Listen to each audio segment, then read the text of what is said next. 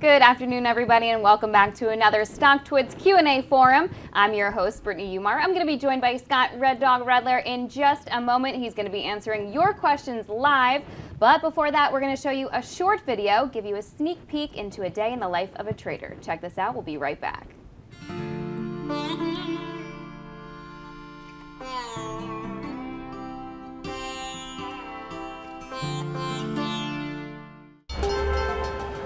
I'm in a little MGM and I'm still in OIH. I bought it this morning at 107.50. Apple's good. You don't buy in the first 5 minutes of the day. 60's big. I live in Jersey City. I was born in Long Island, went to school at SUNY Albany. As a firm, there are 5 partners and I'm one of them. I am the strategist that puts the game plan together for about 400 traders. I kind of command that army. What's going to make us money with that is on a day like today, if it's up or down 3 handles, that's when you see where other money is really getting put to work, and that's where the action is. You held 1,600 the whole time? I got 1,000. See, that's a growing experience for you, brother.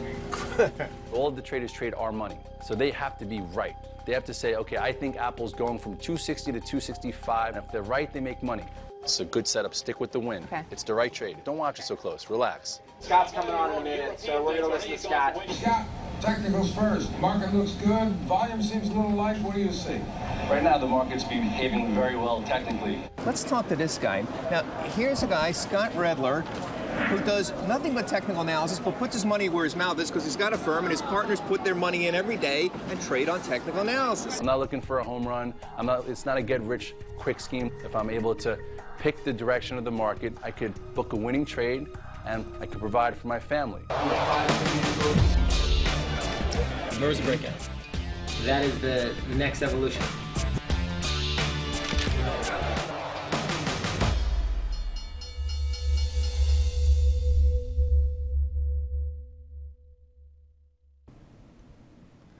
Good afternoon. Happy Thursday. Welcome to Thursday once again. Did I just say happy Thursday? You did. I did, and I haven't even been out for happy hour yet. It's just been a long week and obviously a very active few days. So thanks for coming back with myself, Red Dog, and Brittany. We're just going to get down to the questions because they just keep coming in and they're rolling in, and there's a lot of them. So I want to try and make sure I could answer as many of them to the best of my ability. So let's just get started. All right, let's do it. So our first 2 questions, I'll actually say, because a lot of you guys are asking sort of similar questions. Everybody's on the same page this afternoon. Let's start with one from Dieter Trader and one from Market Picker. Dieter Trader asks, do you think this rally is for real, or does today's action signal game over for the bounce? While Market Picker gets a little more specific, he says, given that 1335 to 1345 is some resistance for the SPX, do you feel that we'll go sideways in base for a bit before developing a new trend? I know that's a lot to throw at you. We can break it up. All right, thank you. I'll go one by one. First thing that a lot of people are saying is this rally, off the lows, was that low it? Is it for real? Can we trust it? Can we get involved in it? Was 10, 11% off the highs enough based on the macro environment out of Europe and obviously with China and even our own domestic decelerated slowdown? So, coming into today, it made sense to sell some longs and to potentially test some shorts, considering we just went from, I think, 1266 in the S&P up to resistance around, 1320 or so and change. If you look at patterns of the market, they help give you spots where you have high percentage plays to either be short, be long, and some of them actually give you measured move areas that, you can calculate. So first things first, you go to the chart of the SPX, you will see, here was that calculated distribution pattern that was the last one that actually had some type of a measured move. And obviously, if you guys watch, I go over this a lot because patterns repeat themselves. Here is that head and shoulders top, the left shoulder, the head, the right shoulder. And then we talked about when will this neckline break, and it broke, retested, and then you had your move lower. We talked about the measured move from 1420 all the way to about the neckline, which was around 1360, and then from 1360, look at and behold, the first move was down to right where we somewhat paused, right here. So then, if you do remember, here was that bounce. This bounce, a lot of people were saying, is this bounce for real? And this bounce was a bear type flag that wound up coming into this resistance that resolved to the downside. So with that being said, market broke the 200-day, and then early this week we finally had this little reversal bar. So if you take a closer look here, you will see that here is the reversal bar. We closed through the prior day low, then we closed back above the 200-day. So right there, that was a spot, if you saw this huge decline, not even huge, but from May, top about 14 and change all the way down to 1266. I think we even tweeted saying you don't have to be the last guy to cover, and if you want to test a little shorts, you can. So sometimes, if you come to me, if you sometimes you could do the right trade and you get pleasantly surprised. So with that being said, the right trade was, cover some shorts and look for maybe some longs, because a lot of sectors were battered and bruised. If you remember also the day that we closed over the 200 day, that was when JP Morgan said, they took the $4.2 billion loss, and we talked about that if it can go up, the banks could get a rally, that could help fuel the move. So PS, you go back to the chart, that then fueled a move that was very fast and furious yesterday.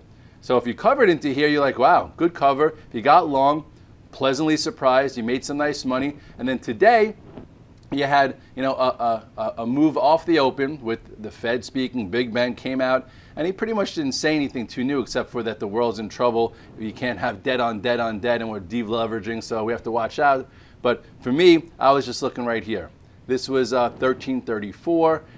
I came in, started to short this area because I'm like, you know what? After a move from 1266 to almost 1320, a nice 60 handles or so, it makes sense to sell some longs. I actually sold most of them on this day near the close, and it's worth taking a shot, short versus this area. So the question that you're asking is, was it enough, and is it for real? So how do we judge that? So first of all, we tried to break above this small descending channel, and we closed on our lows. So that right there is a bit of a sell signal. So the question is, where can you cover? Because I'm also a little short, and where do you know whether or not this rally is for real? So if you get rid of this downtrend for right now, get rid of this this line right here, and actually I'm going to keep this one in here, but I'll get rid of this. And I want to show you that for a constructive situation to be to come into play, for this to be a potential bottom, I was thinking today, which you could see on the blog on a 60-minute, that if this were to stick, you could see some type of inverted head and shoulders pattern, where here's your left shoulder, okay, with support right here at 1291 and 1295, and then here is your head as it got people out, stopped people out, and then we come back up.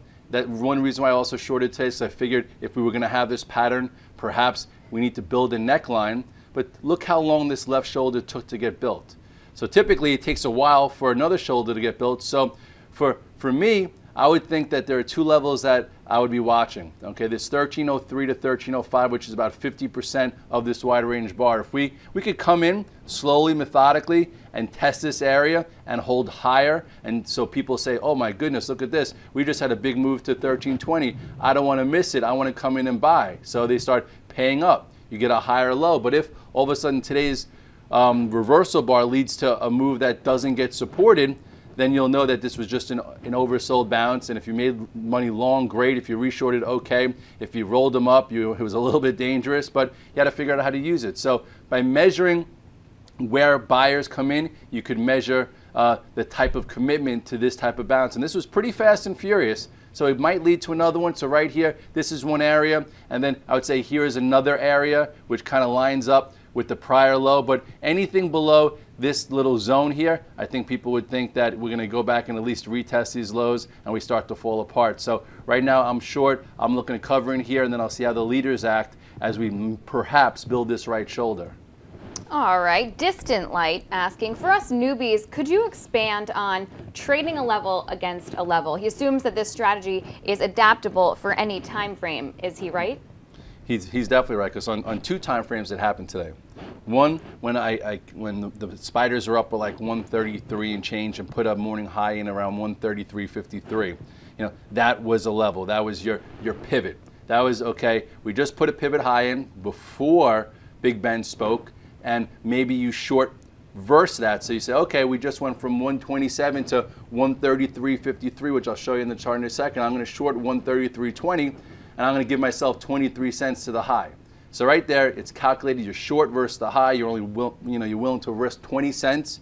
And then another level would be is if you look at the chart. So a lot of guys said, okay, I'm going to short here, and if it breaks above this pivot, That's the level that I have to cover, because if it goes above this, thank goodness it didn't, because I would have been on the ropes today. You know, it could then go and retest perhaps this level, which was the prior pivot, so I better get out of the way. So there are two ways to short a level versus a level. Bigger players perhaps were shorting into this versus this, you know, this peak or maybe this area. Shorter term guys didn't have to be short overnight. You can go to your 5-minute chart and you will see that if you look on the open, okay. Here you go. Let's go to even a 3-minute chart. It might be a little bit easier for you to see, because that's what I usually trade on. Okay, this was the opening move. Pow. Okay, we came back in. And if you remember, everyone was waiting right here, waiting and waiting and waiting for Big Ben. So some people thought, okay, maybe Big Ben will say something bearish, or maybe if he says something that's impulsive, perhaps we could continue. You know what, I'm going to go to the spiders on this, because I was trading the spiders, so it's a little bit easier to show you. So you go back here again. So it was actually pretty easy that it happened this way, because the high, if you look to the left, 133.53 was the high, and that was like the opening move. So there wasn't that much pain. So if you shorted versus this high, just say 133.30, you know your calculated spot. You're short here versus this high, because if it goes through a high, you never know where it's going to go. So on a micro level, you're short versus this level, right? A level versus a level. And then Big Ben started to speak, and that's when things started to fall apart. So at this point, if you were short, just say tier 1 versus the level, and we started getting in the gap, here is where you add. So you add into the gap, and you had a nice clean move down to 132.20. Nice right there. So you had tier 1, maybe tier 2, tier 3. I think I got into like a little bit more than I should have right there, or actually right around tier. Then you had to move down, you cover some, came back up, lower high, here's a high, lower high, another lower high. Some guys shorted that bounce. It also only came back about halfway, so it showed you some commitment to it. You know, made a low, and then all day long, they really just tried to have these false little breakouts to get you out of it. So if you were still short a level versus a level, you had no reason to cover in here. That's why I sat in tier 1 all day. Then at the end of the day, you know, look what happened. We just fell apart. This range got broke, and we came and filled the gap. So on a micro level, you're trading a level versus a level, and you had no pain really, especially if you waited for the open. And then like some people that might have traded this level, okay, a little bit more micro in the afternoon, you might have said, okay, I'm going to trade a level versus another level, which was right around here, and you could have gotten stopped out, because you said, okay, you know what, I'm going to give it to this 133. They pushed it through to 133.09. So some people probably who were too tight covered there, and then we wound up failing. So you have to make sure the level versus a level that you're trading against is a reason to cover, not just to save yourself money, but to whether the trade changed. And a lot of people sometimes use stops for the wrong reason. They say, in my head, I want to only lose this amount if the trade doesn't work, instead of saying, if it breaks this level, the trade changes. Only have a stop when the trade changes. Don't do it to count the money. Well, being as we were just talking about the spiders, I think this is a perfect question to address. Dieter Trader saying he saw you trade the spiders in your virtual trading floor all day, and he asks what gave you conviction for the short today, which you just touched on, but he also asks if you could please explain the tier system a little bit further. Well, the explanation of the tier system is just, I don't like doing all or none, because none of us are perfect. Sometimes you have a level, you have to map out a few, especially with the high frequency trading. They're not a perfect science, and it's a way to get involved in an area and, you know, hold the trade and book some. So if you go back to the chart of the spiders here, I was short a tiny bit overnight after hours, and then I started shorting pre-market. I shorted, I think I tweeted about it like 133, and then I shorted a little bit right here. So I accumulated probably 1.5 times. So as soon as we started breaking this flag type pattern, look at the size of the gap, especially if you really look and see where we came from. You go to a 60-minute chart, you know, we did a right into resistance here. So from 127 all the way to here, it was definitely worth, and that's why I had some conviction. It was worth the trade. Go back to the 3-minute chart. So you're in tier 1.5. You add here. So right away you added a 133.20. Boom. You pick and choose. I probably every 5 cents covered a little bit all the way down to get back to tier 1.5. So right there, tier, you know, probably tier 3 almost at this spot, and then back to tier 1.5. So I just booked this trade, but I'm still short tier 1.5. So then we rallied back up to retest this. I think I added a little bit, so just say I was back to tier 2. Okay, so then we came back in, covered that little bit that I added, so I'm back to tier 1.5. And then, we started going sideways. I'm like, you know what, I'm just going to go to tier 1 and hold it. I just made money adding here. I made money adding here, but I'm still short a level versus a level, or a level versus a bigger level. So I was able to comfortably, after being up all day, with the market up short, after making money short, I just said I'm going to sit. And unfortunately, or fortunately, I wasn't here when this happened. This was probably, if I was sitting in tier 1, this is where I would have added to it on the break of this level. Then you could have went to tier 2, and then depending on what your overnight risk is, into the close, you probably would have covered some and went home tier 1. So right there, you pretty much held tier 1 all the way from here, or tier 1.5, and then you made money here, and then potentially for an afternoon trade from the 3 o'clock to the bottom. So it's a way to book money, way to take trades, and usually the last tier that I hold, I don't make money on. I make money typically when it's in motion versus waiting for the other part of the trade. So a lot of times on Twitter you'll see, book some, trail some, and then you'll see maybe a few hours later stopped out of the remainder, which is fine because I don't care. I booked 2/3 of the trade and I wanted to see if I can make more money on the last third. And if you don't, big deal, but at least you give yourself that opportunity to make it. Now, Stock Alert says not to time the market moves, but when do you think we'll test the interim lows or even the 1220s in the S&P? You don't know. That's why you measure the action. That's why right now we had a reversal into resistance. The question is, do we hold higher? If tomorrow we give back a majority of that day, so if you go to the chart real quickly again on the daily, if we do not hold this area over the next few trading days, chances are we're going to be back here pretty soon. If we do hold it and go sideways and you see some of the leaders hold up, chances are there might be another trade, with that inverted head and shoulders pattern through there. So at this point, you don't know. It's kind of silly to put, how long is it going to take? Is it going to take a day? Is it going to take 3 days? You don't know. So that's why if you're short versus level, it doesn't matter how long it takes, because if that's your stop, you could just trail it and go with it. If you look at well, let's take a look at something like last summer. Look at this. Look at last summer when this happened. Okay, remember we made our low, and then look how many times. 1, 2, 3, 4. There were like 5 moves. I remember because I was on CNBC a few times talking about it. There was actually, let's make it even wider. That's how many moves there were. Look how many moves the market went from about 120 down to 110. So about 100 handles. We went through all the headlines that summer.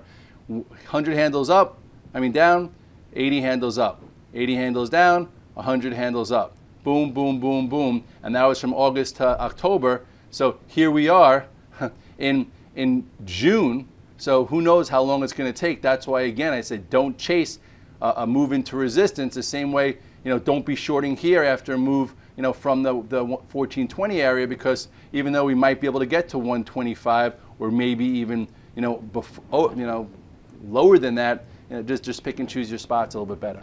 Well, speaking of your shorts on the spiders, Evan English says you were so quick this morning in and out of your spider short. When you're moving that fast, are you trading off the 1-minute chart with trend lines? I have probably 4 different charts up. I started off with a 1-minute chart, a 3-minute chart, and a 5-minute chart. So there's like 3 of them, so I can match the time frames. And it also depends where the market is. Sometimes I'll go with the 15-minute 7 days. Sometimes I'll go with the 60-minute monthly also. In the morning, I base a lot of my work off of daily charts, and then when the market opens, I look at the 2, the 3, the 5, the 15. Just so I could see, a smaller time frame, and I could also see the bigger time frame. And to me, I knew that 133.53 was the high to trade against. That I knew where the gap started. So once we started to get weaker, I could just see the inside action go, and I started adding. And then once I added and got a little uncomfortable, I took some off, got comfortable, waited a little bit, let it go lower, covered more, and then I was back to a smaller tier, and then I just gave it more time. So you match up different charts based on how quick you want to get in and out. And I was short, like from the day this morning you turned on the virtual trade floor, you saw me short the spiders, and the whole day into the close, I was still red the spiders. So it hopefully gave anyone conviction to hold a short there. And then throughout the course of the day, based on the intraday charts, is where I use my tier system, which I just showed you before. All right, well, keep those questions coming, guys. We're going to take a quick break. We'll be right back. Hi, I'm Sean Hendelman, CEO of T3 Live, where we train, coach, and mentor traders to understand how to develop an edge in the markets so you can put your money to work with confidence. The T3 Live approach includes a mix of training, trading, and technology to help you learn to recognize, adapt, and ultimately take advantage of different market conditions. So what actually separates T3 Live from other educational firms? For one, transparency. We show all of our positions live, so there's no smoke and mirrors. Basically, we put our money where our mouth is. We have to because we're regulated by the SEC and the Chicago Board of Exchange. Number two, we're real traders. You'll be learning from real professional traders that make a living trading their own proprietary trading accounts, not just instructors that don't trade. Your goal should be to associate and learn from big traders who can teach you how to take your trading to the next level. And three, credibility. Millions of people turn to places like CNBC, Wall Street Journal, Fox Business News, and these outlets actually look to T3 Live for information. No other educational firms are asked to be a consistent contributor. We at T3 Live would like to get you started with a step-by-step method that has been proven over time. The same blueprint for success that I've gone through. It's not a weekend seminar, it's an approach, a mindset, a process to show you how to take control of your financial future. To begin your training with T3 Live, we would like to offer you the opportunity to enroll in our Foundation 30-day online home study course. The reason I'm willing to give you such a valuable course for free is I'm sure that once you complete the program, you'll want to continue your education with our team. All you have to do is fill in your name, email address, and I'll see you on the other side. We're back and we're answering your questions live. We're getting lots of questions right now on gold. We have one from Dieter Trader saying, Scott, what caused you to sell the GLD before the drop? And where do you think it goes from here with no ECB or Fed QE yet? Okay, well, again, when you enter a situation, you have to have a plan. And if you recall last Friday, when the market had the jobs report and everyone got all scared, gold ignited. So that was the first time I re-entered gold again. I said, you know what? Maybe gold changed. So I'm going to get in it. I'm going to stay in it as long as it follows a certain pattern of commitment. So if you take a look at the chart of the GLD, let me show you what I saw on that day and what was going through my head just so you can see my thought process. This was the last time back in March when the Fed came out and said no QE, and look what happened. Look how potent this was to the downside. That made the direction, the intermediate direction, to the downside. And then remember, it consolidated and broke lower. So this was Friday. So in my head, this is what happened. I said, you know what? I'm going to go long a little GLD because it ignited. You have a gap here. I'm going to stay with it as long as it holds above this gap. I tweeted about it. I wrote about it. Then the day after, which was Tuesday, or actually this was Monday, I believe, it opened down a little bit, or it opened flat and it held in there. And then on Tuesday, it held in there very well. So I was holding pretty comfortably, a decent amount of GLD. And I said to myself, I'm going to add if it could break out and hold above 158.31. The way I get that is right here. Okay, look at this quote, Sean. You go here, the high is 158.31 right there. That means you're getting continuation. But the problem with it is, again, it was caught in this downtrend. So if you look at this downtrend going across, besides the 158.31, you also had this to contend with, 159. How is it going to handle 159? So if we come back to me, we gapped up pretty, I would say, sizable yesterday. And I was actually even a little surprised that it gapped up with the market because I thought it was trading against the market. I was trying to figure out the identity, but I don't care. A lot of people are trying to figure it out and they wait too long. So it gapped up, and I said, Red Dog rules is this. When something gaps up, I always sell a little bit pre-market, just because that could be not the complexion of the total day. So it gapped up around 158.70, went as high as 159. I got to tier 1 from being in almost tier 2. And I was a little upset. I'm like, okay, could we get a trade intraday? Because gold's been somewhat confusing / hard and frustrating to trade. So if you go to this day now, here was the next day. Next day right here, boom. Look at this. It tried to get above 158.31 and tried to get above this intermediate downtrend, and it was rejected.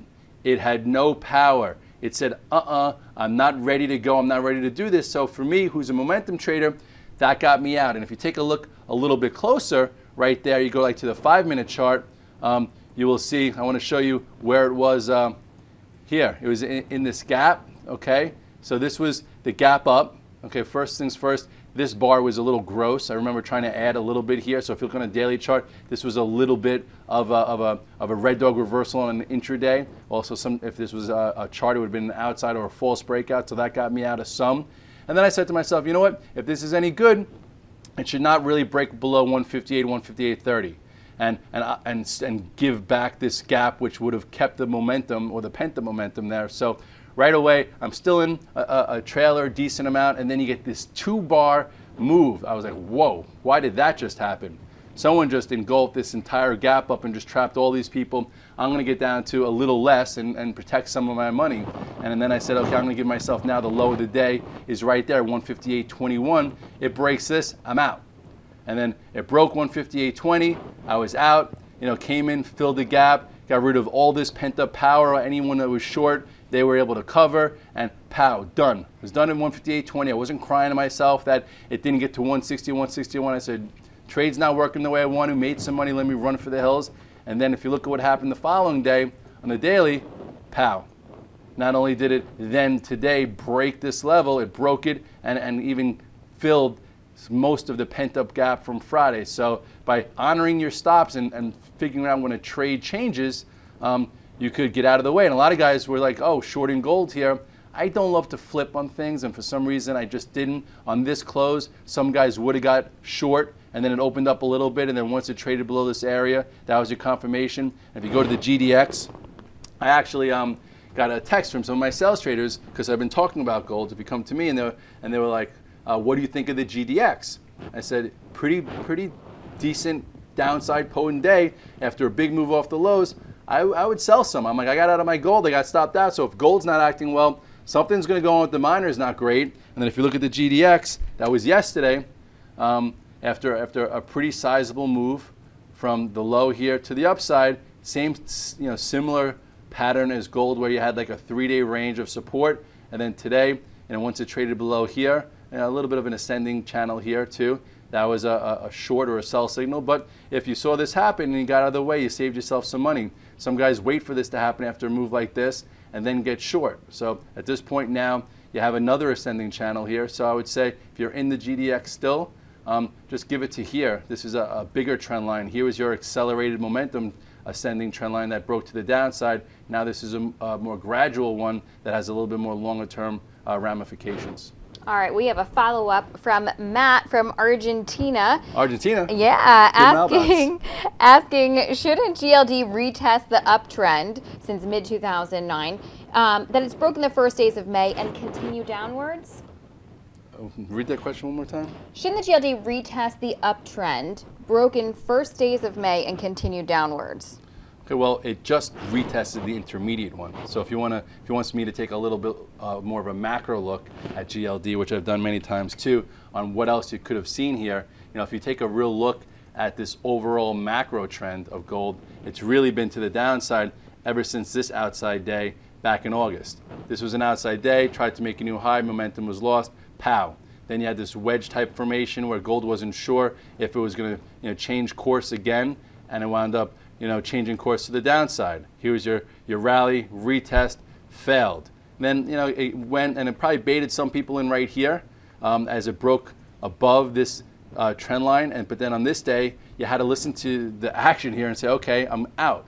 So now at this particular point, it just came off the December lows here. Okay, it tried to hold this 148.50, which was very formidable support. And it has been formidable support, so that's your level there. Came back up, retested this trend again, and failed. So now I would say you have a point of reference right here. If it starts breaking below today's low over the next session or so, then you have this 148. And then if it gets there, then you go to your monthly chart. On the monthly chart, it's still getting real tight. It's still not ready to break. But if it starts getting below this double bottom of 148.27, this is 148.53. The next level here is 140. So at this particular point, still tight, hasn't broken yet, but it definitely, after today's action, is prone to it And so just be careful, again, if you're a gold bug, because look where we were, look where it is now, and if it starts getting below this, there's nothing in its way to 140 and maybe even below. So just keep watching those trends and see if they change. All right, well, let's switch gears a little bit. Today, Lulu was in the headlines, of course. Shares did fall after it reported its first quarter earnings and its full year projections. We have Market Picker asking, Lulu, 54-ish level, worthy of dipping in a little bit?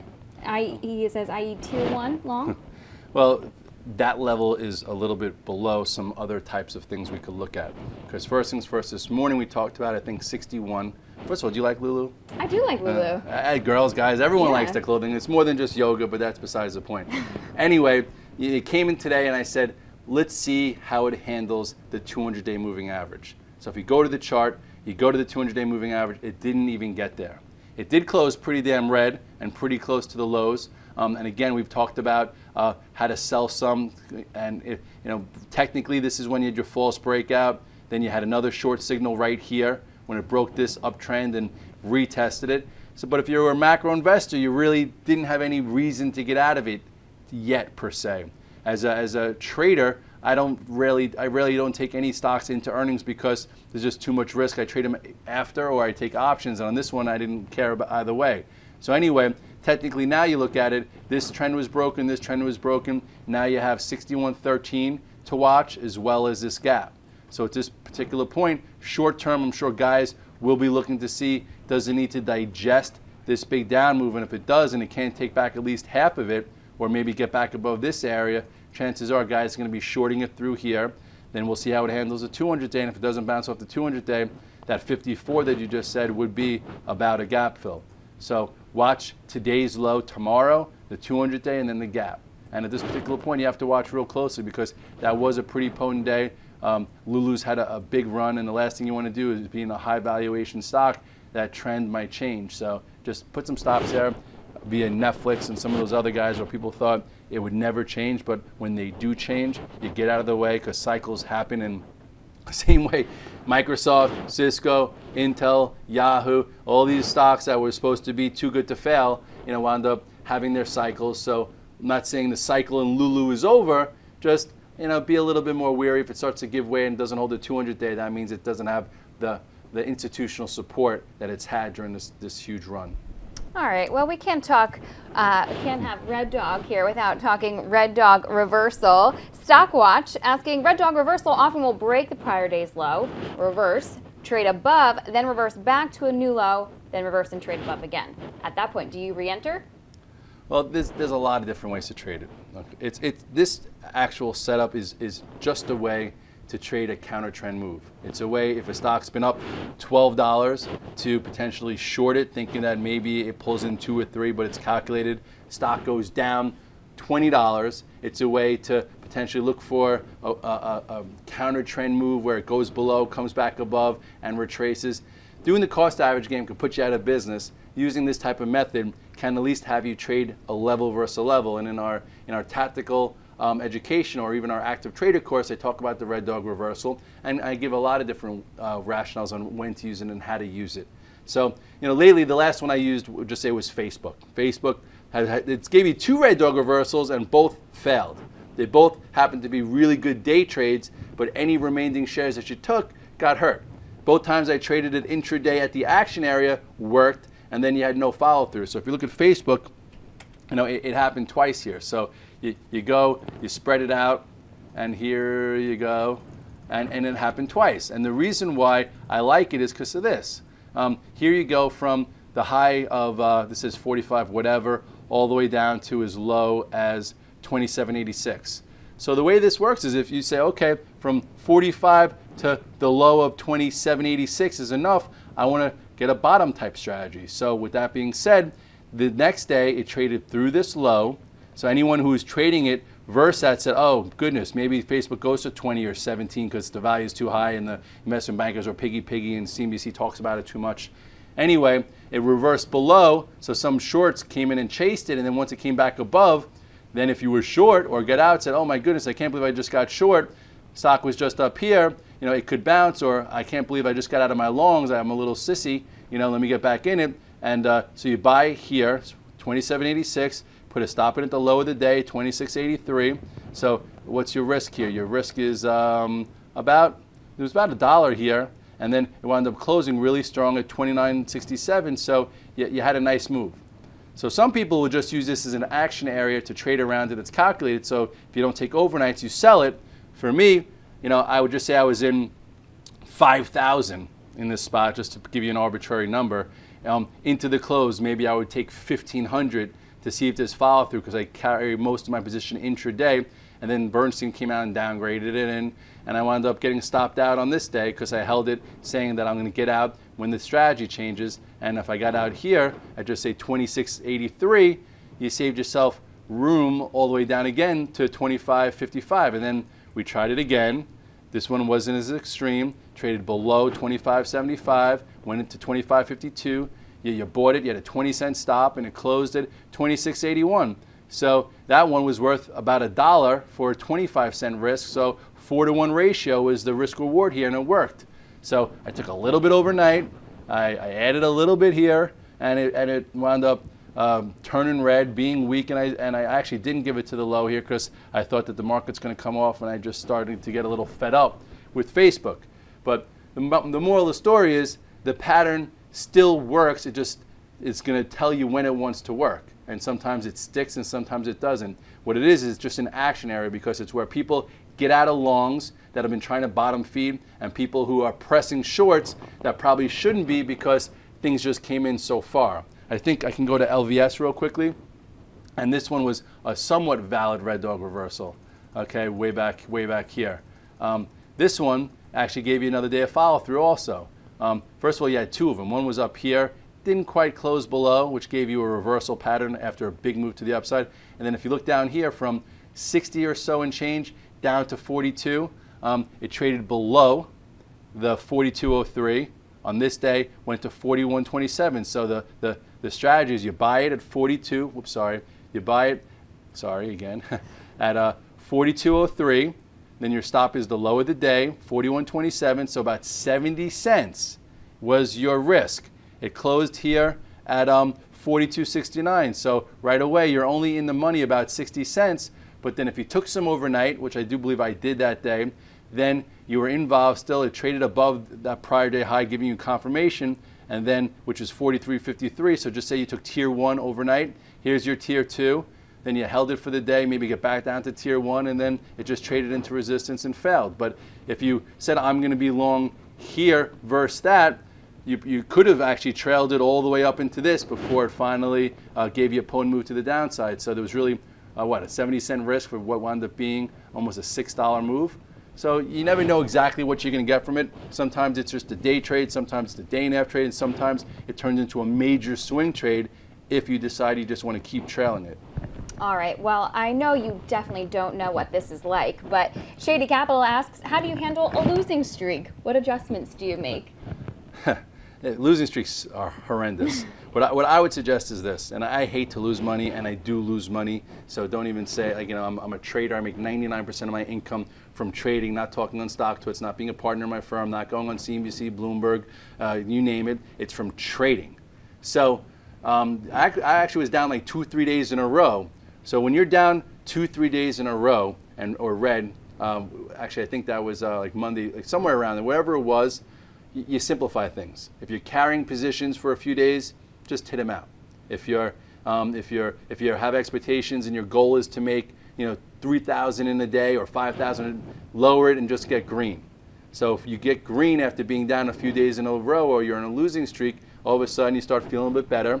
You start seeing things a little clearly, and then once you get a few green days together, then you start not losing your discipline, but you breathe a little bit easier, and then you build upon those positive days just to get yourself moving in the right direction. So Sperling says the same thing also, which we teach in the Active Trader course too, where you just want to be green. If you're having a bad streak, doesn't matter if you make $5, $100, $25,000, get green a few days in a row, lift the cloud, and then you'll start feeling better and you'll start trading the way you used to trade. All right, guys, keep the questions coming. We're going to take a quick break. We'll be right back. Hi, I'm Sean Hendelman, CEO of T3 Live, where we train, coach, and mentor traders in order to help you put your money to work with confidence. With T3 Live approach is a blueprint for you to recognize, adapt, and ultimately take advantage of different market conditions. To begin your training with T3 Live, we would like to offer you the opportunity to enroll in our free 30-day online home study course. Fill in your name and email address, and I'll see you on the other side. Apple's Worldwide Developers Conference is, of course, next week, sparking a lot of questions coming from you guys. Let's start with one from Market Picker. It says Apple's forming in an inverted head and shoulders pattern. Does it break above a neckline at 580-ish, set it up to move to a 600 area or even higher? Well, this guy definitely does his TA, which is technical analysis, because I'm looking at that also. But the question is this market that we just had a bounce with, was that bounce done? And this is a good proxy or vehicle to watch, because if Apple does hold above 570 and goes sideways and then does break above the neckline of that inverted head and shoulders pattern around 580 and closes like a 586, 587, and it's not a failed breakout, chances are we might get a little faith back in tech, and it might mean that the low could have been in. But if that resistance, which is why it's so important, that neckline, holds Apple and we start heading lower, then you will see no leadership. You will get some clues that maybe we have to go back down and test those lows, and you need to get out of the way. So if you look real quickly at the chart, I've been drawing this chart. I do it every day. I talk about it every day. I trade Apple mostly every day. This was the last time I had that really calculated trade, if you guys remember, when it went above 543 as a swing trade. Then it went sideways, and this is when I was holding it. It tried to break above this trend line. Did okay, and then this was the day I actually got out of it because I didn't like the market. This was the Thursday before the jobs number, and this failed to be a catalyst for the tech sector. So I read into it a little bit, and I just got out of it. I said, you know what, I don't want to be in any longs. I was actually net short.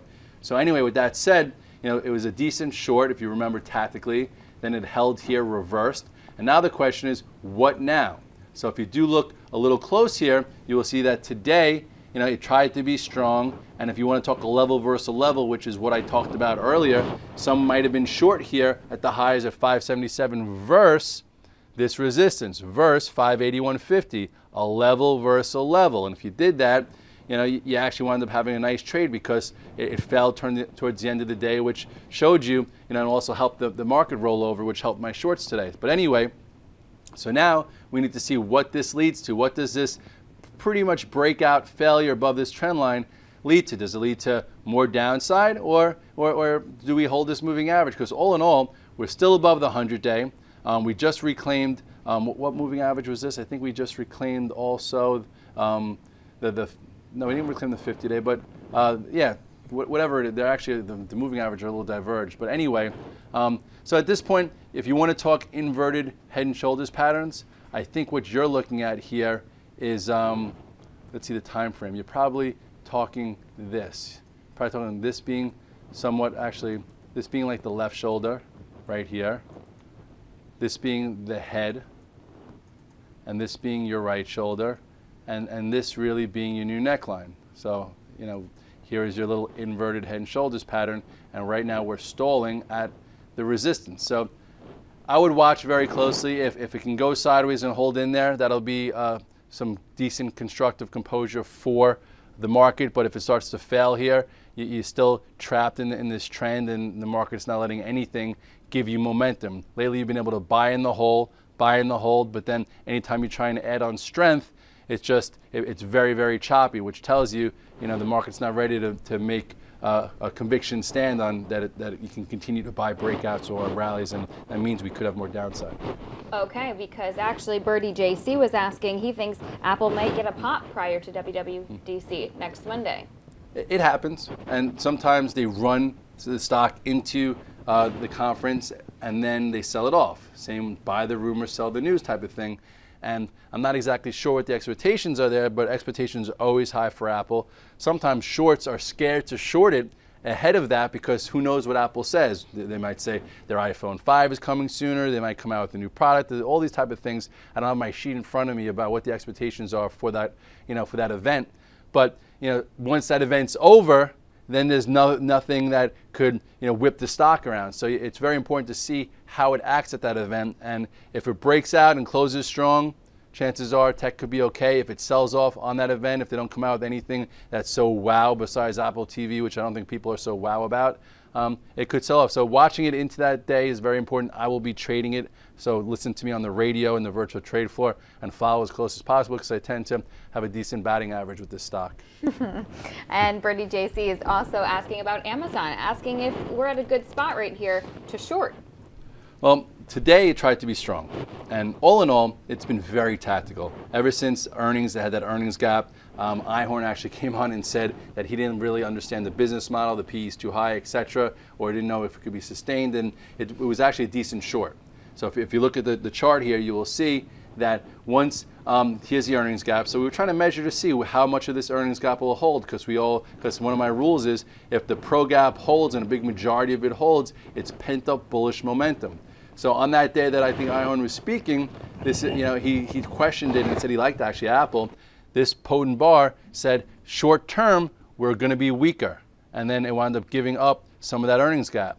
Then it went sideways and gave up more, but then lo and behold, it held not the 200-day, not the 100-day, the 50-day. So for relative strength, that means it's stronger. So actually, all in all, Amazon is stronger. So you had your nice wide range bar. Since then, in this rally, it's come up right back to where? Ooh, where it failed from, right into this 220 and change. So today, it went into resistance. Some guys were targeting it as a short. It wasn't easy. It took a while, and then it closed red. So right now, you could say that it retested this short or this breakdown area. So now the question is, when you have some kind of small day to take notice like that, you have to see where it leads to. That's the important part. So some guys will probably say if it opened up flat, they would short it through 218 for a lower, a lower high, lower high. But if it holds in there and continues to go sideways, I think at some point when the market wants to get going again, this will be one of the stocks everyone goes to versus Google that's below the 200-day and Baidu that was strong today but still broken. So right now, Amazon and Apple are the two technically best stocks right now, but that's also right now. So we'll see where it is when the market's ready to do something. Well, before we move on from Apple, Market Picker just chimed in and said, yes, that is exactly how he drew the Head and Shoulders pattern that cool. you just figured out. So. With a lot less lines and a lot less noise. I'm sorry. I wish I had like an Etch-a-Sketch where you could just shake it up and get rid of the lines like when we were 4 years old. Well, just so you know, you were dead on there. Oh, good. But let's talk Tempur-Pedic. Rontier saying TPX has a huge gap down. How would you find a good spot to short here? Okay. Gaps are made to be traded, or gaps are meant to be measured, and that news was definitely surprising because of the size of the gap. So if you look here at the chart, you will see, actually, oh my goodness, it closed actually pretty strong that day, so it looked as if it was reversing. But take a even better look here. You see this gap. All right, I don't know what happened here. Something happened where it missed its earnings, or who knows. That gap never got filled. So that showed you that bears were in control. That a gap down like this typically leads to further downside action, and it dribbled lower, held, and went lower again. So now here you have a huge gap down. Some would say let's use yesterday's pivot as an area to short below, but look at how crushed the stock's been. So it had no follow through. You could have shorted 21.92. Today it went as low as 21.05 and then closed at 22.39. So that's actually don't be short signal. So it could take a little while. It's got to absorb a huge move. I think a lot of the juice to the short side's out, so it's a little dangerous. Who knows? Maybe it turns into a takeover target at some point. You go to the monthly chart to see where there are other points of reference, and actually you look here. I would say the longer it doesn't take back or fill that gap and goes sideways, I guess below here, the next area of support is really down to almost $14. So there could be some juice left in that, but just be careful from 90 to 22 and change. I'm a mean potatoes type of guy. I don't look for the extra juice and extra sauce at the end. I just go for the bulk. I like that analogy. Bulk? Let's answer Danish 91. He's got two different stocks that he's asking for your views on. First, let's start with Verizon. Verizon. A lot of people talk about that for yield, right? Nice dividend. So let's see how Verizon's acting. You go to Verizon, take a look at the chart, and so far so good. Look where all the moving averages are. It's above all of them. So it's acting well. People are looking for yield, and you're getting some appreciation. I don't know if they're going to let stocks break out in this type of market, but this would give you clues. If they let this stock break out above 41.91, chances are we're not in such a bearish environment. I would have much rather have seen you enter it here when it traded and broke this high, lower high, this trend. This would have been a much better strategic entry, or even here when you had a move off the lows, nice flag pattern. So up here it's a little dangerous, but just so you know, in corrective type tapes, if that's what we're in, I like to have high level stops and lower level stops. And on a stock like this, it seems to be getting very choppy. This is very, very choppy. This is clean, this is clean.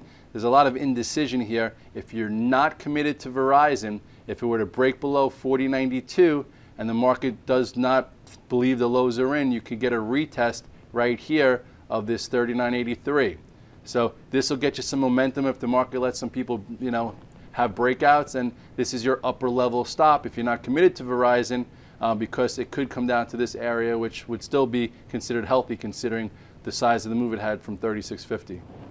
All right, he's also asking about AIG, closed slightly up today. AIG, I haven't looked at this, but about a month ago, every single person was upgrading it, and I'm like, why is everyone upgrading AIG? And it looked like every time, 2 days after I heard an upgrade, it was lower. So either they're trying to get rid of all their stock, or the government's giving them so much pressure so they could sell it. I don't know. At this point, you look at the chart. I think this is when everyone was upgrading it. I don't know. There are some times I trade AIG when it's really tight, and I remember earlier this year when it broke above this nice level. I tweeted about it. We wrote about this when it got its 200, nice breakout, and it gave you a nice move. Now, I would say it's showing a little relative strength, right? Didn't get to the 200. It's above all these moving averages. It participated in this 4-day move into resistance. I would say, let's see if it could hold above this 29 area, or if it pulls back into here and holds, maybe that's a decent entry. I just don't like the stock, the business model. For me, it's just a trade as an investment. I think there are better things out there. All right, Sandy loves NYC, throwing us a little bit of a curveball. I don't think we've ever talked about this stock, you and I, before. VHC, Vernet X Holding. What are your thoughts on this one? This is a little bit of a cult stock. Actually, a lot of my guys trade this. I haven't heard the name in a while, so it must not be as in play. It was one of those highly shorted stocks a while back. If you look at the chart here, which I haven't looked at in a while, so I'll take a look to see what I'm looking at here. Looks pretty good, to be honest. If you take a stretch back here, this is when it was going sideways for a while. You had a nice breakout right there. Wide range bar, wound up holding above it, right? So showing you some commitment. So you had a breakout, pulled in, went again right here at this particular point. Today, I wouldn't quite say is somewhat of a horrible sell signal, but it tried to get to the highs and failed. So short term, it's not ready for any momentum, but it's above every moving average. It's acting well. I don't know really the story behind it right now, but technically, I would say short term, for short term momentum to stay in this thing, it holds up above 32. If it starts breaking below today's low tomorrow, you could see that, and then really this would be a bigger support here around 30.81, and then if it does go sideways and continues here, the momentum comes in above 35.22. But overall, the stock is acting well. So if it's a macro long of yours and you know the story, it's giving you not many signals except for short term today. It just couldn't break out, but the market wound up reversing. So don't read that much into it. Just see if it leads to anything else. All right. Well, time flies when you're having fun, because I think that's all for us today. Thanks so much, Scott, and everybody. Thanks for your questions. Meet us right back here next Thursday, and have a great night.